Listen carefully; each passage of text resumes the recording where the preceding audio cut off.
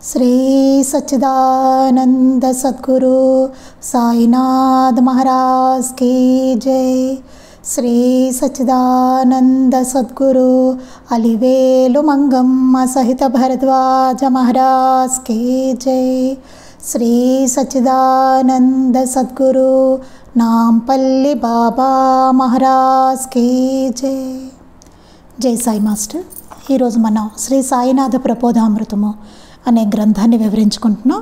రచన పూజ్య శ్రీ ఆచార్య ఎక్కిరాల భరద్వాజ మాస్టర్ గారు. మనం నిన్న మాస్టర్ గారు రాసిన ముందు మాట వివరించుకున్నాము.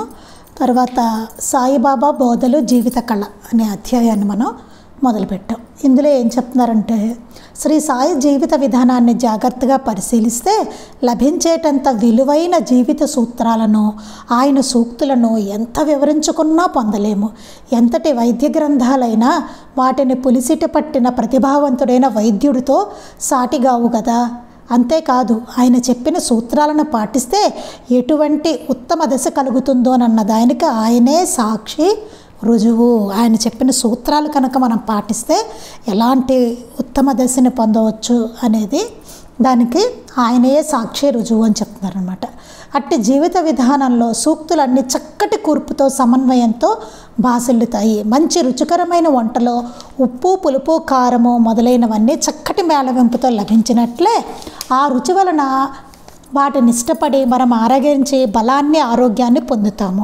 అట్లానే బాబా సూత్రాలు సమన్వయ రూపమైన ఆయన జీవితాన్ని గురించి, తత్వాన్ని గురించి చింతన చేస్తే అవే లక్షణాలు మనలో సంస్కారాలుగా ఏర్పడి బలపడి మనకు తెలియకనే మనకు సహజమైన పరమశ్రేయస్సును చేకూరుస్తాయి అని చెప్పి మనం మొదటి పేరాలో చెప్పుకున్నాం. సాయి యొక్క ప్రధాన దృక్పథం ఏంటంటే అల్లా మాలిక్ అన్నది కూడా మనం నిన్న చెప్పుకోవడం జరిగింది. చెప్పి మాస్టర్ గారు ఇక్కడ ఏం చెప్పారంటే, మనం ఏదైతే చూస్తున్నామో మొత్తం అంతా మనకి మన దేహం కానీ మొత్తం ప్రకృతి అంతా, ఆ ప్రకృతి ఆ రూపాలు ధరించి ఆయా రీతులు ప్రవర్తిస్తుంది. ఇందులో మనది అంటూ ఏదీ లేదు. ఇందులో ఇక్కడ మనం అంతా చూసుకుంటే మనం కానీ మన చుట్టూ ఉన్నది కానీ ఏదైనా చూసుకున్నా సరే మనది అనేది అసలు ఏదీ లేదు. ఇదంతా భగవంతుడు లేక అల్లా అనబడు విశ్వ చైతన్యం ఏర్పరిచినదే. ఇదంతా మొత్తం ఆయన భగవంతుడు ఏర్పరిచినదే అని చెప్తున్నారు. మనది అంటూ అసలు ఇక్కడ ఏదీ లేదు అని చెప్తున్నారు. దాని నా అధీనంలో ఉంది. అందుకని దేని పట్లనైనా నేను నాది అనే భావాలను పొందడం మన అజ్ఞానం మాత్రమే. దేని పట్లైనా సరే నేను నాది అనే భావాన్ని పొందడం అనేది మన అజ్ఞానమే అవుతుంది అని చెప్తున్నారు. అజ్ఞానము ప్రకృతి సిద్ధమే కదా అనడం సరికాదు. ప్రకృతి సిద్ధమే అజ్ఞానం అనేది ఉంది కదా అని అనడం అనేది కరెక్ట్ కాదు అంటున్నారు. అజ్ఞానం వలన మనిషి నేను నాది అనే అహంకార మమకారాది భావాలకు లోనై రాగద్వేష అసూయ భయాలను పొంది తనకు ఇతరులకు ఎంతో దుఃఖాన్ని కలిగించుకుంటాడు. ఈ నేను నాది అని అనుకోవడం వల్లనే మనకేమవుతుందంటే ఈ అహంకారము, మమకారము, రాగద్వేష అసూయ భయాదులు ఇవన్నీ పొంది ఇతరులకు ఎంతో దుఃఖాన్ని కలిగిస్తాం. మనం కూడా దుఃఖాన్ని తెచ్చుకుంటూ ఉంటాం అన్నమాట. పలు రీతుల దుఃఖాన్ని చూస్తూ ఉంటాం. అతడు అజ్ఞాని కనుక అతడి యత్నాలు దుఃఖనాశనాన్ని ప్రసాదించే బదులు వ్యక్తిగత సామాజిక దుఃఖాన్ని పెంచుతాయి. మనం అజ్ఞానులం కాబట్టి ఏమవుతుంది, మనకి దుఃఖ నాశనాన్ని కలిగించే, మామూలుగా ఏం జరగాలి, దుఃఖ నాశనం జరగాలి. కానీ మనకేమవుతుంది, దాని బదులు వ్యక్తిగత సామాజిక దుఃఖాన్ని ఇంకా పెంచుకుంటాం అన్నమాట. మనం వాటి నుండి తనను తాను రక్షించుకోలేక బుద్ధుడిలాగా నిర్దిష్టమైన యోచన కన్నా మానవుడు ఉపక్రమిస్తాడు. అప్పుడు ఏమవుతుంది, మానవుడు ఏం చేస్తాట, ఇది మనం చెప్పుకోవాలి కదండి. ఏమవుతుందంటే మనం దుఃఖాన్ని నివృత్తి చేసుకునే బదులు మనం ఇంకా తెచ్చుకుంటూ ఉంటాం అనమాట. లేనిపోని ఇంకా తెచ్చుకుని మనం వ్యక్తిగత సామాజికంగా కూడా దుఃఖాన్ని పెంచుకుంటూ ఉంటాం.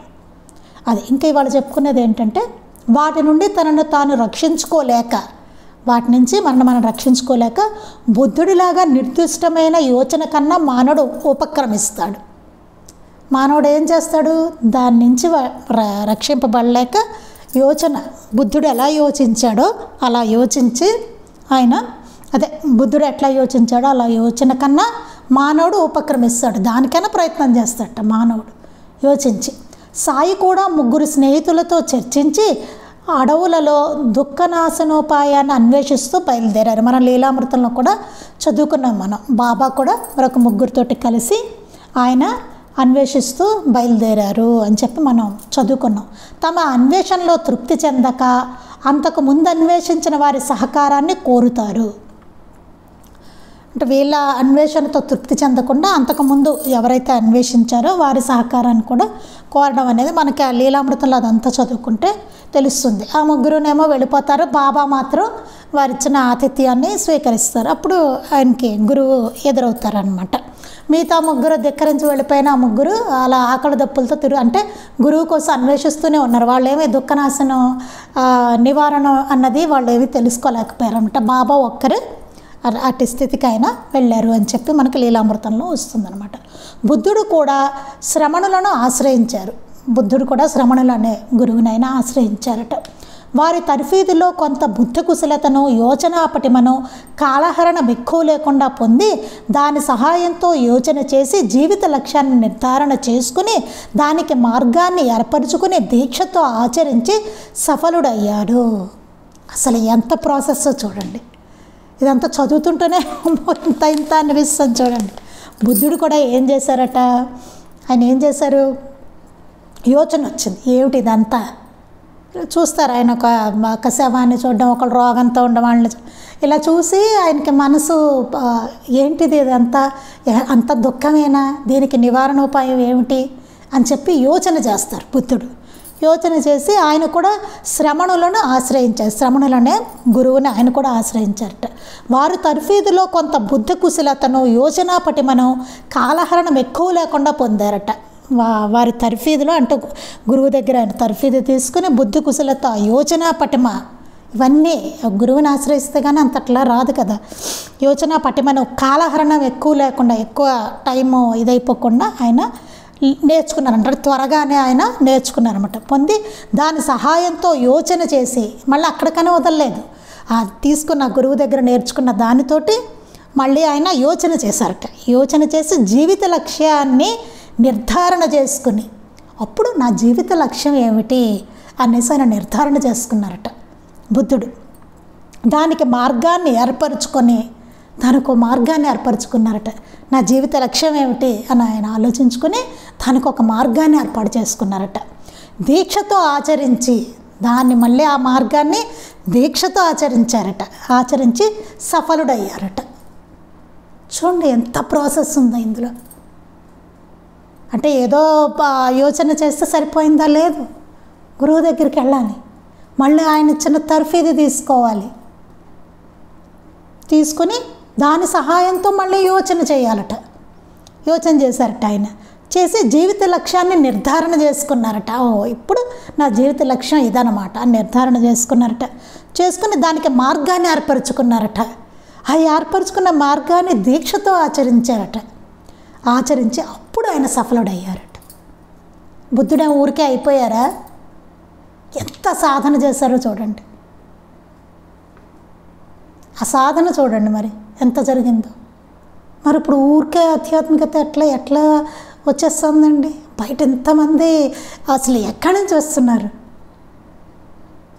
ఎంత ప్రాసెస్ ఉంది అందులో.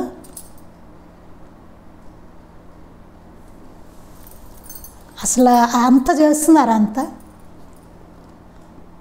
ఆ యోచన కానీ, గురువుని ఆశ్రయించటం కానీ, దానికి మార్గం కానీ, దీక్షతో దాన్ని ఆచరించడం, ఇవేమి అసలు జీవిత లక్ష్యం అంటే ఏంటని కానీ ఎంత ఉందో చూడండి ప్రాసెస్. మన మాస్టర్ గారు చూసినా అన్నీ కనబడతాయి. మాస్టర్ గారు ఎలా స్టెప్ బై స్టెప్ ఆయన ఎట్లా చేసుకుంటూ వచ్చారో కూడా, సాధన ఎట్లా చేశారో కూడా కనబడుతుంది. ఎలా కావాలంటే అలా మాస్టర్ గారి దగ్గర ఒక సాధకుల్లా మనం చూడొచ్చు.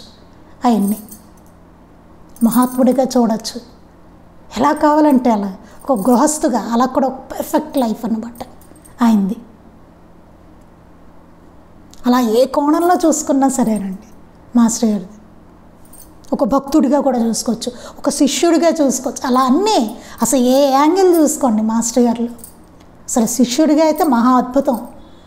బాబా శిష్యుడిగా చూసుకుంటే, ఇంకా మహాత్ముడిగా ఆయన ఒక సద్గురువుగా అట్లా ఇంకా మనకి తెలిసిందే, చెప్పక్కర్లేదు. ఆయన జీవిత చరిత్ర చూస్తుంటే మనకు తెలుస్తూనే ఉంటుంది. ఒక సాధకుడిగా కూడా ఆయన ఎంత సాధన చేశారో అంతా కూడా మనకు కనబడుతూ ఉంటుంది. అలా అందుకే వాళ్ళు ఏం ఊరికే అయిపోయిన వాళ్ళు ఏం కాదండి, ఏదో గురువుగారి పేరు చెప్పుకొని అయిపోయిన వాళ్ళు ఏం కాదు. అది బుద్ధుడు కూడా అలా కాదు. మనం అనుకుంటాం ఏమో ఆయనకి ఏదో టక్కన అయిపోయింది అన్నట్టు కాదు. అది సాయి అదృష్టాన్ని అనుసరించి సిద్ధుడైన గురువు లభించి గమ్యాన్ని చేర్చారు. బాబాకి అదృష్టాన్ని అనుసరించి మంచి సిద్ధుడైన గురువు లభించారట, ఆయన్ని గమ్యానికి చేర్చారు. తర్వాత మనం చదువుకుంటాం కదా, ఆయన గురువు గారు తలకిందలుగా వేలాడదీసేది అంతా ఉంటుంది అప్పుడు. అది మిగతా వాళ్ళు ఏమయ్యారు, ఆకలి దప్పులతో తిరుగుతూనే ఉన్నారు అని ఉంటుంది. గురువుని అన్వేషించడం మాని వాళ్ళ ఆకలి దప్పులతో తిరుగుతూనే ఉన్నారట. అంటే ఈ దుఃఖ వలయ జనన మరణ చక్రంలో వాళ్ళు తిరుగుతూనే ఉన్నారు అలాగా అని చెప్పి ఉంది మనలా అనమాట.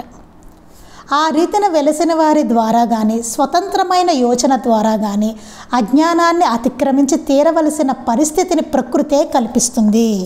మామూలుగా ప్రకృతి ఎట్లా కల్పిస్తుందట, ప్రకృతే కల్పిస్తుందట. ఎలా కల్పిస్తుంటా, ఆ రీతిని వెలిసిన వారి ద్వారా కానీ, ఇలా ఎవరైతే బుద్ధుళ్ళానో బాబాలానో ఇట్లా వెలిసి కొంతమంది ఉంటారు కదా, వారి ద్వారా కానీ స్వతంత్రమైన యోచన ద్వారా కానీ వారికి ఎవరికి వాళ్ళు దాన్ని ఆలోచించుకుని యోచన చేసుకుని అలా ద్వారా కానీ అజ్ఞానాన్ని అతిక్రమించి తీరవలసిన పరిస్థితిని ప్రకృతే కల్పిస్తుంది. అట్లా అజ్ఞానాన్ని అతిక్రమించవలసిన తీరాలి ఖచ్చితంగా, అట్లాంటి పరిస్థితిని ప్రకృతే కల్పిస్తుందట అందరికీ. అది అందుకు అవసరమైన మనస్సు యోచనలను ప్రసాదించి వాటిని వినియోగించుకోవలసిన ఆవశ్యకతను గుర్తెరిగే తత్వాన్ని కూడా ప్రసాదించింది. ఈ ప్రకృతే అంతటనే ప్రసాదించిందట. అందుకు అవసరమైన మనస్సు యోచనను కూడా ప్రసాదించిందట. అన్నీ ఉన్నాయి, వాటిని వినియోగించుకోవలసిన ఆవశ్యకతను, దాన్ని ఎట్లా వినియోగించుకోవాలి అనే ఆవశ్యకతను కూడా గుర్తెరిగే తత్వాన్ని కూడా ప్రకృతే ప్రసాదించిందట. కనుక జ్ఞానానికి దుఃఖ నివృత్తికి కూడా బీజాలను ప్రకృతే విశ్వ చైతన్యమే వేసింది. అందుకని జ్ఞానానికి కానీ ఈ దుఃఖ నివృత్తి కూడాను బీజాలను ప్రకృతే విశ్వ చైతన్యమే వేసిందట. ఈ ప్రకృతిలో మొత్తం ఉంది అని చెప్తున్నారు. అది అలా స్వంత యోచనతో జ్ఞానాన్ని పొందిన బుద్ధుడు, గురువుని ఆశ్రయించి భక్తి ద్వారా జ్ఞానాన్ని పొందిన సాయి ఇద్దరూ తెలుసుకున్న సత్యాలు ఒకే రీతినే ఉన్నాయి. ఇటు బుద్ధుడు చేసిన అన్వేషణ కానీ ఇటు సాయినాథుల వారిది కానీ మనం చూసుకుంటే ఇద్దరిది సత్యాలు ఒకే రీతిన ఉన్నాయట. ఇద్దరిది ఒకలానే ఉందిట.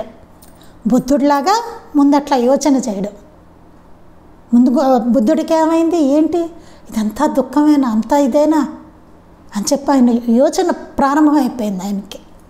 చూడగానే ఏమిటి ఇట్లా మనిషి ఇట్లా పుట్టి ఇట్లా పోవడమేనా, ఇలా రోగాలతో ఇట్లా ఉండడం ఏంటి ఇదంతాను అని అనిపించింది ఆయనకి. ఆయన మహారాజు, పైగా ఏ లోటు లేదు, ఏ కష్టము లేదు, ఏమీ తెలియదు ఆయనకి. అలాంటి ఆయనకి ఆ యోచన మొదలైంది ఆయనకి కదా. ఆయన అట్లా యోచించాడు, స్వతంత్ర యోచన చేశారట ఆయన. అలాగే బుద్ధుడు గురువుని ఆశ్రయించి భక్తి ద్వారా జ్ఞానాన్ని పొందిన సాయి ఒక సద్గురువుని ఆశ్రయించి అలా భక్తితో వారిని సేవించుకొని అట్లా జ్ఞానాన్ని పొందిన సాయి ఇద్దరూ తెలుసుకున్న సత్యాలు ఒకే రీతిన ఉన్నాయి, ఇద్దరూ తెలుసుకున్నది ఒకలానే ఉంది సత్యము అని చెప్పారు. ఇప్పుడు ఆధ్యాత్మికతలో అదేనండి, మహనీయులందరూ చెప్పిన సత్యం అన్నది ఏదైతే ఉంటుందో అది ఒకలానే ఉంటుంది. అది ఫస్ట్ అందులో ఒకటి బుద్ధుడు చెప్పింది, ఇక్కడ బాబా చెప్పింది ఒకలానే ఉందని చెప్పి అందులో ఒకటి చెప్తున్నారు మాస్టర్ గారు. ఫస్ట్ చెప్తున్నారు, నేను నాది అను అహంకార మమకారాలు అట్టి అజ్ఞానజనితమైన ప్రలోభాలు దుఃఖానికి కారణమని, అవి అసత్యమని, కనుక అసత్యాన్ని గుర్తించకపోవడమే దుఃఖ కారణమని దానినే అల్లా మాలిక్ అని బాబా నిరంతరం స్మరించారు. ఇక్కడ ఏం చెప్తున్నారంటే మాస్టర్ గారు మొదటి పాయింట్ చెప్తున్నారనమాట. బుద్ధుడికిను బాబా చెప్పిన వాళ్ళిద్దరు కనుగొన్న సత్యం ఒకలానే ఉన్నది అని చెప్పి ఫస్ట్ చెప్తున్నారు. నేను నాది అను అహంకార మమకారాలు అట్టి అజ్ఞానజనితమైన ప్రలోభాలు దుఃఖానికి కారణమని, ఈ నేను నాది అని అనుకునే అజ్ఞానజనితమైన ప్రలోభాలే దుఃఖానికి కారణం అంట. మన దుఃఖానికి అంతటికీ కారణం నేను నాది, అదే కారణం అంట. దానివల్లే మనం జాగ్రత్తగా చూసుకుంటే ప్రతిదీ గమనించుకుందాం, ప్రతి సిచ్యువేషన్లోనూ చూసుకుంటే నేను నాది అవే దుఃఖానికి కారణం అవుతూ ఉంటాయి. ఎలా చూసుకున్నా మన వ్యక్తిగత జీవితమైనా సామాజికంగా ఎట్లా చూసుకున్నా సరే, మన సమాజంలో చూస్తున్నా సరే ఆ నేను నాది అనే దాని వల్లనే దుఃఖం అనేది మనకు వస్తూ ఉంటుంది అన్నమాట, కారణం అవుతుంది. అవి అసత్యం అని, అది అసత్యం, అది నిజం కాదు. మనం ఏదైతే నేను నాది అనుకుంటామో అది అసత్యం, అది నిజం కాదని చెప్తారు. కనుక అసత్యాన్ని గుర్తించకపోవడమే, కనుక అది అసత్యం అనేదాన్ని మనం గుర్తించట్లేదు, అది సత్యం అనుకుంటున్నాం, మనం నిజం అనుకుంటున్నాం. కాదు, అది అసత్యం అనేదాన్ని గుర్తించకపోవడమే దుఃఖ కారణమని, అదే దుఃఖ కారణం అని చెప్తున్నారు. దాన్నే అల్లా మాలిక్ అని బాబా నిరంతరం స్మరించారు. రే అల్లా మాలిక్ రా అని చెప్పారు. నువ్వు నీది అనుకుంటున్నావేమో, అన్నీ నేను నాది అనుకుంటున్నావేమో, కాదు, అల్లా మాలిక్, అన్నిటికీ ఆయన యజమాని, భగవంతుడిది, అంతా భగవంతుడిది, మనదేం కాదని చెప్తున్నారు. నీది అనుకుంటున్నావేమో, కాదు, అది భగవంతుడిది. అదే బాబా చెప్పిన అల్లా మాలిక్. ఆయన అల్లా మాలిక్ అనడంలో కారణం ఏంటి? అంతా భగవంతుడిది. నీది అనుకుని ఏదో భ్రమపడి నువ్వు చాలా వ్యామోహాలు పెంచుకుంటున్నావేమో, అదంతా భగవంతుడిదే, అల్లా మాలిక్ అని చెప్పారనమాట. అందుకే బాబా అల్లా మాలిక్ అని స్మరించేవారట. ఆయన పరిపూర్ణులు అయ్యాక కూడా మనం గుర్తించి తెలుసుకోగలందులకు ఉచ్చరించారు. ఆయన పరిపూర్ణులైన తర్వాత కూడా మనం దాన్ని గుర్తించడం కోసం అని చెప్పి ఆయన అల్లా మాలిక్ అన్నదాన్ని ఆయన ఉచ్చరించేవారట. ఆ గుర్తింపుతో మనం ఎంతగా నేను నాది అనే అజ్ఞాన భావాలను ఛేదించుకుంటామో అంత మేరకు దుఃఖ అజ్ఞానాల నుండే విడిపెడతాము. ఇప్పుడు మనకు మాస్టర్ గారు ఇదంతా చెప్పారు కాబట్టి అర్థమవుతుందండి. ఇప్పుడే బాబా ఉన్నారు, ఈ కాలంలోనే బాబా ఉన్నారనుకోండి, మనం వెళ్ళాం బాబా దగ్గరికి, ఆయన అల్లా మాలిక్ అంటున్నారు, మనకేమర్థమవుతుంది అందులో? అల్లా మాలిక్ అంటున్నాం అంతే, ఆ పైకి అనుకుంటాం అంతే, బాబా ఇట్లా అన్నారు అంటాం. కానీ అందులో ఎంత లోతుంది ఏంటి, ఆయన ఏం చెప్తున్నారు? ఇక్కడ మనకి ఇష్టం వచ్చినట్టుగా కూడా అనుకుంటాం మనం, అట్లా కూడా ఉంది, అవునా? అందుకే నిజంగా బాబా ఇప్పుడు ఈ టైంలో ఇప్పుడు మన ఎదురుగా ఉన్నా మనం సరైన విధంగా సేవించుకోలేము. ఆయన మనకు అర్థం కారు ఖచ్చితంగా. అందుకే మళ్ళీ మనకి మాస్టర్ గారు వచ్చి బాబా గురించి ఆయన తత్వాన్ని చెప్తూ రచనలు చేసి సత్సంగాలు చేసి ఆయన ఎన్నో ప్రవచనాలు చెప్పి అలా ఇంకా అలాగా నడిపిస్తున్నారు. అలాగా ఎందుకంటే మనకు అర్థం కారు బాబా. అది ఫస్ట్ తెలుసుకోవాల్సి. మనం అనుకుంటాం బాబా ఉంటే భలే ఉంటే ఉన్నారే అనుకోండి, ఏం చేస్తాం?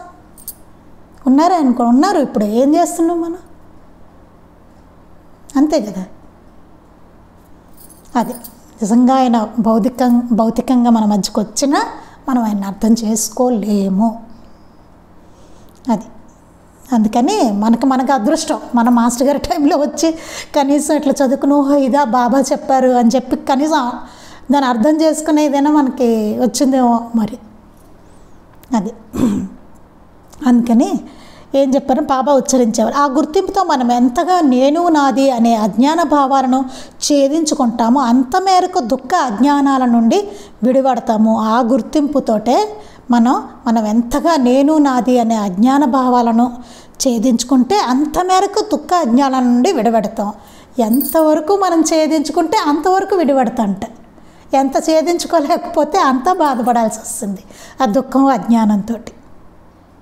చూసారా, మనకే వదిలేశారు. ఇక్కడ నువ్వు ఎంత మేరకు చేస్తావో చేసుకో, అంత మేరకు నీకు మేలు, నువ్వు బయటపడతావు, వాటి నుంచి విడిపడతావు అని చెప్తున్నారు. ఎంత కష్టంగా ఉందో చూడండి.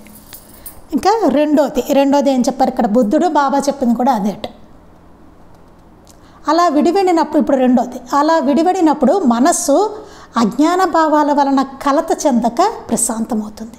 సరే, విడిపెడితే ఏమవుతుందండి అంటే ఆ అజ్ఞాన భావాల వలన కలత చెందకుండా ప్రశాంతమవుతుంది, మనసు ప్రశాంతంగా ఉంటుంది. ఎందుకు మన మనసు ప్రశాంతంగా ఉండట్లేదంటే మన అజ్ఞాన భావాల వల్లనే, మనకుండే భావాల వల్లనే మనకు మనసులో ప్రశాంతత ఉండదు. ఎందుకంటే మన అజ్ఞానంలోనే కదా, దానివల్లనే మనకి మనసులో ప్రశాంతత ఉండదు. ఎప్పుడైతే దాని నుంచి ఎంతవరకు మనం విడిపడుతూ ఉంటామో అంత మేరకు మనకి ప్రశాంతత అనుభవం అవుతూ ఉంటుంది. చివరికి సచ్చిత్ ఆనందం. బాబా ఎట్లా ఉన్నారంటే వాళ్ళు పూర్తిగా ఆనందంలో, ఇంకా నిరంతర ఆనందంలో ఉన్నారనమాట. అట్టి స్థితిలోకి వెళ్ళండి అని చెప్పడమే వారి ఉద్దేశం, వారి లక్ష్యం అదే. ఆ స్థితి ఒకటి ఉన్నది, నిరంతరమైన ఆనందం అంటే ఎప్పుడూ ప్రశాంతత, ఎప్పుడు తృప్తి, ఎల్లప్పుడూ. మనకేదో లభిస్తే తృప్తి, లభించినప్పుడు అసంతృప్తి అట్లా ఉంటుంది కదా మనకి. అట్లా కాదు, నిరంతర తృప్తి అన్నమాట, నిరంతరమైన శాంతి, సచ్చిత్ ఆనందం. అది దానికి అచీవ్ అవ్వాలన్నమాట. అది చెప్పేది. మన అజ్ఞాన భావాల వలన కలత చెందక ఇప్పుడు ఎంతవరకు మనం విడిపడుతూ ఉంటే, విడిపడినప్పుడు మనసు అజ్ఞాన భావాల వలన కలత చెందక ప్రశాంతమవుతుంది. అటువంటి సాటిలేని మార్గాన్ని బోధించిన గురువు యందు అచంచల విశ్వాసము, ప్రేమ ఏర్పడతాయి. అటువంటి సాటిలేని మార్గాన్ని మనకి బోధించిన గురువు యందు అచంచలమైన విశ్వాసము, ప్రేమ ఏర్పడతాయట. దుఃఖము అజ్ఞానం చేత వాస్తవం అనిపించి భయపెట్టే మరణము పటాపంచలు అవడానికి గురువే ఆలంబనమయ్యారు కనుక అనన్యంగా ఆయన యందు విశ్వాసము, ప్రేమ ఏర్పడతాయి. అప్పుడేమవుతుంది? దుఃఖము అజ్ఞానం చేత వాస్తవం అనిపించి, ఈ దుఃఖము అజ్ఞానం వలన మనకి నిజం అనిపించే మరణము, భయపెట్టే మరణము పటాపంచలం కావడానికే ఆ మరణం కూడా మన భయపెడుతుంది. అంతే, ఈ క్షణమే ఉండొచ్చు, నువ్వు పోతావురా అన్నాడు అనుకోండి, ఎంత భయం వేస్తుందండి మనకి. ఈ క్షణమే ఒకడు వచ్చాడు, నువ్వు పోతావు చెప్పేశాడు, డాక్టర్ వచ్చి మనం చెప్పేశాడు, ఇంకా అయిపోయింది నువ్వు వెళ్ళిపోతావు అని, ఎంత భయం వస్తుందో చూడండి. అలా భయపెట్టే మరణము పటాపంచలు కావడానికి, అది ఇంకా భయం ఉండదు, భయం అనేది. అలా పటాపంచలు కావడానికి గురువే ఆలంబనమయ్యారు కనుక అనన్యంగా ఆయన యందు విశ్వాసము, ప్రేమ ఏర్పడతాయి. ఆయన ధ్యాన పటిమ చేత ఆయన సాన్నిధ్యం అట్టి తృప్తి శాంతులను మనకు కలిగిస్తుంది. అట్టి తృప్తి శాంతి మనకు ఎట్లా కనిపిస్తుందంటే ఆయన ధ్యాన పటిమ చేత, వారికి ఉన్న తపశ్శక్తి, వారి గురువుకున్న ధ్యాన పటిమ చేత మనకి ఆయన సాన్నిధ్యం అట్టి తృప్తి శాంతులను మనకు కలిగిస్తుంది. అందుకే చూడండి, మహాత్ముల సన్నిధికి వెళ్తే ఎంతో ప్రశాంతంగా ఉంటుంది. ఎందుకని? వారి ధ్యాన పటిమ, వారి తపస్సు, వాటి కారణంగా, వారి వలన మనకి చాలా ప్రశాంతంగా ఉంటుంది. మన గొప్పతనం కాదు అక్కడ, వారి సన్నిధి మనకి ప్రశాంతతనిస్తుంది, అట్టి తృప్తి శాంతులను మనకి కలిగిస్తుంది అనమాట. అట్టిది సాయికి తన గురువు చెంత కలిగినట్టు సాయే చెప్పారు. బాబాకి వారి గురువు చెంత అట్లా కలిగిందట, ఆయన సాన్నిధ్యమే ఆయనకి తృప్తి శాంతులను కలిగించిందట బాబాకి. అలా వారి దగ్గర కలిగినట్టు బాబానే చెప్పారు. తలచడానికి యోగ్యమైనది గురువు దక్క మరొకటి తోచదు. మనం తలుచుకోవడానికి యోగ్యమైంది గురువు తప్ప మరొకటి తోచదు. ఇంకేమీ మనకి రాదు మైండ్లోకి, ఇంకా ఏమీ తోచదు ఇంకా గురువు తప్ప తలచడానికి. చూడండి, మనకి తలచడానికి చాలా వస్తూ ఉంటాయి మనకి, అవునా? ఆయన కాకుండా చాలా వస్తాయి మనకి తలుచుకోవడానికి. ఇక్కడ ఏంటి, ఇది ఆపోజిట్లో జరగాలి. ఏం జరగాలి? ఆయన తప్ప ఇంకోటి తట్టుకోకూడదు ఇంకా, అదనమాట. మరొకటి తోచదు. అట్టి ప్రభావాన్నే శ్రీమతి మేనేజరు వంటి భక్తులు సాయి వద్ద కూడా పొందారు. అట్లాంటి ప్రభావాన్నే కాస్త వాళ్ళు కూడా చవి చూశారట బాబా సన్నిధిలో. శ్రీమతి మేనేజరు వంటి వాళ్ళందరూ ఆయన దగ్గర భక్తులు కొంతమంది అలాంటి సన్నిధిని వాళ్ళు పొందారట. బుద్ధుడు ఎవరిని అలా ఆశ్రయించగానే అట్టి స్థితిని పొందారు. అది సాధ్యమేననడానికి అదే రుజువు. సాయి కూడా బీజప్రాయంగా అట్టి సంస్కారం గల భక్తుడితో గురువు ఉండవలసిన ఆవశ్యకత అందరికీ ఉండదని, ఆత్మే నిజమైన గురువని, మనం ఎట్టి కర్మ చేస్తామో అలాంటి ఫలితాన్నే పొందుతామన్నది గుర్తించి నడుచుకుంటూ దీక్షగా అంతఃసాక్షి అయిన ఆత్మపై దృష్టి నుండి అది నడిపినట్లు నడిస్తే చాలని అన్నారు. చూడండి, అలా అని చెప్పి మనం ఏదో స్వతంత్రంగా ఇక్కడ బాబా అన్నారు కదా, ఆ గురువు అక్కర్లేదు అన్నారు, అట్లా దాన్ని అట్లా అర్థం చేసుకోకూడదు. ఇప్పుడు చదువుకున్న దాన్ని మనం, దాని కంటిన్యూషన్ ఉందండి. బాబా అలా అనేసారు అనుకోకుండా, అందుకని అలా స్వతంత్రంగా జ్ఞానాన్ని పొందాలంటే ఎంతటి కృషి యోచన కావాలో అందుకందరూ సంసిద్ధంగా ఉండరు. దానికి ఎంతో యోచన, ఎంతో కృషి కావాలి. అట్లా చేయాలంటే. అందుకు అందరూ సంసిద్ధంగా ఉండరు. అందుకే మనం అసలు ఎవరం పనికిరామండి అంత సంసిద్ధంగా. అంటే స్వతంత్రించి ఆయోచన చేసేటంత మనలో ఉండదు. మనలాంటి వాళ్ళు చాలామందిలో అది ఉండదు. చాలామంది కాదు, దాదాపు ఉండదు. బుద్ధుడు కూడా యోగపూర్ణుడు అయ్యాక అట్టి స్థితి తనకు వెనుకటి జన్మల్లో ఎందరో బుద్ధులను సేవించినందువలన మాత్రమే కలిగిందని జాతక కథల్లో స్పష్టంగా చెప్పారు. మనకు మామూలుగా ఎలా ఉంటుంది, బుద్ధుడు ఇక్కడే ఉంది మనకి, బుద్ధుడు యోచనతోటి ఆయన వచ్చారు, స్వతంత్ర యోచన చేశారు అని ఉంది మనకి మామూలుగా తెలిసిన విషయమే. కానీ బుద్ధుడు కూడా చెప్పారట, గత జన్మల్లో ఆయన ఎంతో సాధన చేశారట. అంటే ఎంతోమంది బుద్ధుడిని నేను సేవించుకున్న తరువాత ఈ జన్మలో నాకు ఇట్టే స్థితి వచ్చింది అని చెప్పి జాతక కథల్లో బుద్ధుడు కూడా మాట చెప్పారు. అందుకని అలా ఉత్తనే వచ్చేసేది మాత్రం కాదు. అదేదో స్వతంత్ర యోచన అంటే ఎప్పుడు అంత సాధన చేసిన తర్వాత, అంత అయ్యాక బుద్ధుడి స్థాయికి వచ్చాక అప్పుడు బుద్ధుడు ఆయన యోచన చేశాడు. అంటే ముందు జన్మల్లో ఎంత చేశాడో ఆయన చూడండి. అనేక మంది బుద్ధులను ఆయన సేవించుకున్నాడట. ఇందాక చదువుకున్నా, శ్రవణుడు అనే గురువుని కూడా ఆయన సేవించుకున్నాను ఉంది కదా, చూశారు కదా, జాతక కథలో స్పష్టంగా చెప్పారు. అలా జ్ఞానులను ఆశ్రయించడం అత్యావశ్యకం కనుకనే ఆయన స్థాపించిన మతంలో కూడా మూల ప్రమాణాలలో బుద్ధం శరణం గచ్చామి, ధర్మం శరణం గచ్చామి, సంఘం శరణం గచ్చామి అని చెప్పారు. ఆయన స్థాపించిన మతంలో కూడా మూల ప్రమాణాలలో అలా జ్ఞానులను ఆశ్రయించడం అత్యావశ్యకం కనుకనే, అందుకని అలా జ్ఞానులను ఆశ్రయించాలి, అంటే గురువుని ఆశ్రయించాలి, జ్ఞానులను ఆశ్రయించడం అనేది ఆవశ్యకం మనందరికీ.